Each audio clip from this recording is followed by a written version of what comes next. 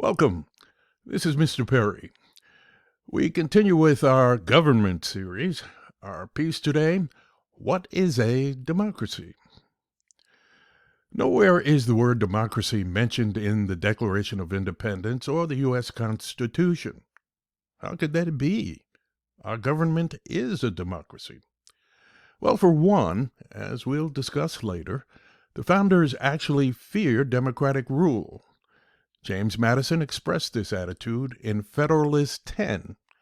He said, "Instability, injustice, and confusion have in truth been the mortal disease under which popular governments everywhere perished." In the late 18th century, rule by the people was thought to lead to disorder and disruption.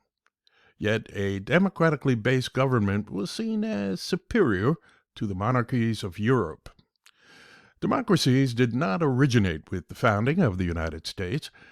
The term democracy comes from two Greek words, demos, the people, and kratia, power or authority. So, of course, democracy is a form of government that gives power to the people. But how, when, and to which people?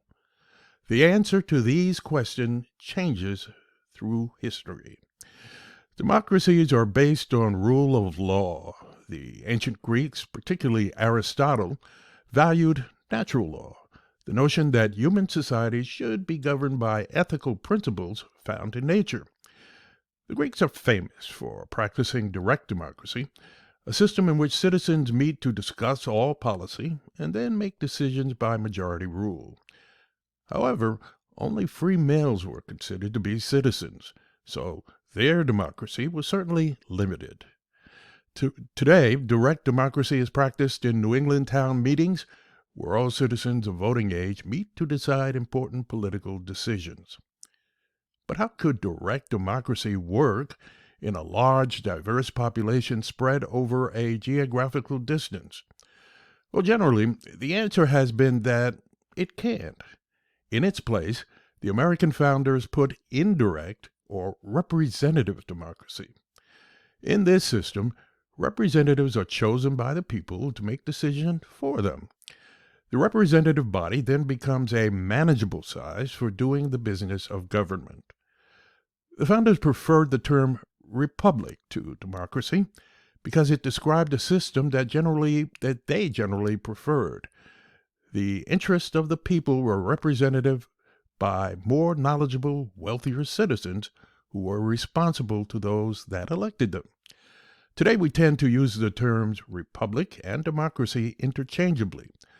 A widespread criticism of representative democracy is that the representatives become the elites that seldom consult ordinary citizens.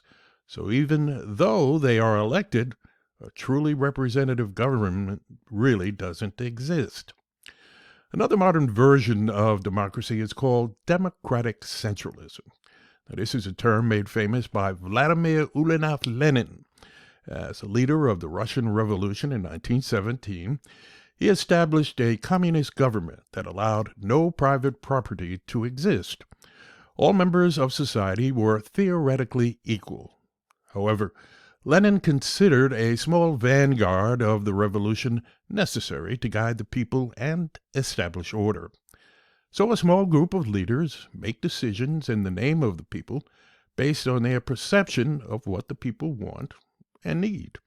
Democracies have come in many shapes and sizes as reflected by the different answers to questions of how, when, and to which people power is given. And although it is not mentioned in the Declaration of Independence nor the Constitution, democracy clearly links to rule of law to form a basic principle that profoundly shapes American government. So there you have it. We're talking about government. You had some pretty good questions given to you by Mr. S. Go to it, hit it, and quit it.